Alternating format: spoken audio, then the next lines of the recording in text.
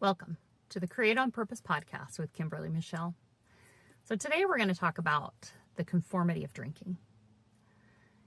And I am going to refer to some notes here because this topic gets me really emotional and it's something that's really deep and personal to me. I chose to stop drinking 10 years ago. And if I really think back, I had problems long before that, right? When most people think about addiction, they picture people hitting rock bottom. But I don't think I ever truly hit that rock bottom, right? I was more of, I guess, a functional alcoholic. But, you kind of picture people losing everything. But I didn't have that. I just look back and I noticed that maybe I was starting to realize it was a problem before I realized it was a problem, right? Like in my 20s, we would go to these parties and I would be like challenging myself not to drink, right? I'm going to not drink for 1 month. I'm not going to drink for 2 months. And my friends at the time just thought I was nuts. Like, why would you do that? But to me, it was like I was trying to prove that I had control over this thing. But I really didn't. When I was pregnant, I would go for months at a time without drinking. And my husband at the time, he would still go out partying, 3-4 times a week. Wouldn't come home till 4 o'clock in the morning sometimes. And here I was, just pregnant, sitting at home alone. No drinking. I wasn't having a problem because I wasn't drinking. But what I started to realize was that alcohol was everywhere. Every celebration, every holiday, every party, every gathering, every get-together, every stressful day, every good day. It seemed like alcohol was the answer regardless. It was like just part of who you were, right?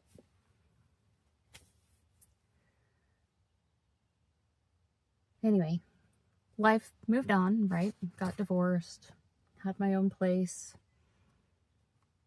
And I started to realize something. That alcohol was not the solution to sadness. I was not going to find happiness at the bottom of a bottle. And it really wasn't going to solve anything. And I didn't want to be a drunk person anymore.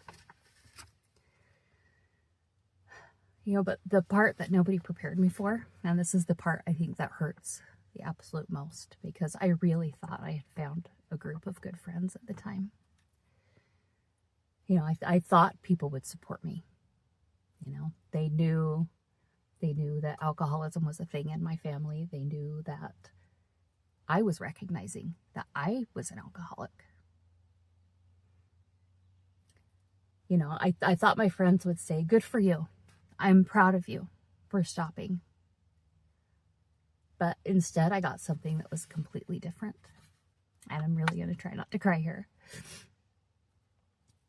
I had multiple people tell me that I wasn't fun anymore. We liked you better when you were drinking.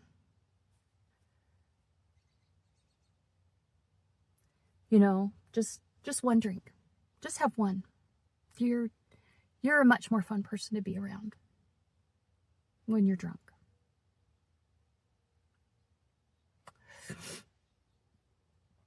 Man, not one single person supported my sobriety. Not one. And that includes my family. And in that moment, I realized something really important about myself.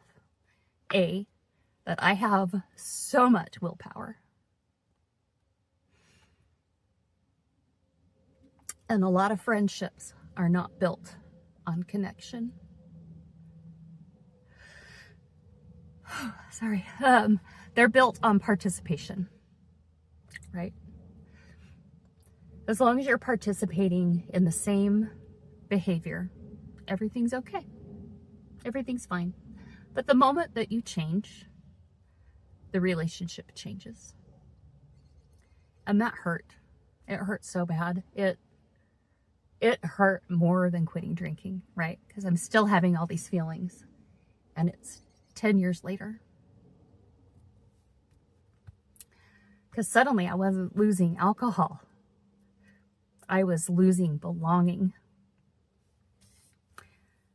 So growing up around alcohol, I didn't actually know how to socialize without it, right? It was literally everywhere when I was growing up. I didn't know how to even go out to dinner without having alcohol at the table. And growing up in Utah added a whole like other layer on top of that, right?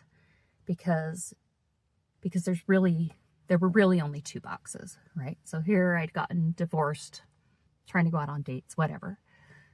You either drink and you're not part of the dominant culture, or you don't drink and you're Mormon. But I didn't fit into that area, right? I never fit into that side over there. So it was like you either conform or you don't. You know, you stop getting invited to parties because you don't drink anymore. And even when you go to parties, it's like all the people are talking about is alcohol. So you can't really identify with anything anybody's talking about anymore. Anyway, so I had to really become okay with me and spending time alone with me, right? Friday nights wasn't going out to bars anymore. It wasn't going drinking at somebody's house. It was, oh, okay, well, I guess I'll mow the lawn today after work and go to bed early or whatever. You know, that's what I've been realizing lately, is that even in recovery, the deeper lesson wasn't about alcohol. It was about conformity and the pressure to be like everyone else, the pressure to participate, the pressure to stay the same because your growth makes people so uncomfortable that they then like turn around and tell you, no, you need to just have one to make them comfortable, right? Because then when you stop drinking, it forces them to look at themselves, right? They don't want to be hanging out with somebody who's not drinking because they feel comfortable. The irony wasn't really about giving something up. It was about freedom. Freedom to discover who my real friends were. And I realized I didn't have any. Freedom to stop living according to the expectations that were never mine to begin with. So 10 years later, I really don't miss that. I mean, you know, if I smell alcohol, if I'm sitting at a table where people are drinking, you can bet I'm having that thought in the back of my head, you know, oh, I should just have one. But that willpower to keep me going is where I have to stay in order to stay sober. So belonging that requires you to betray yourself isn't belonging at all. So I'm going to leave you with this one question. What part of your life are you participating in because it's true for you? And what part are you participating in because someone around you expects you to?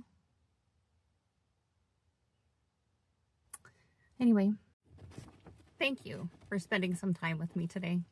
If something in today's episode made you think, helped you see something differently, or reminded you that you're not alone, I would be honored if you would share this with someone else.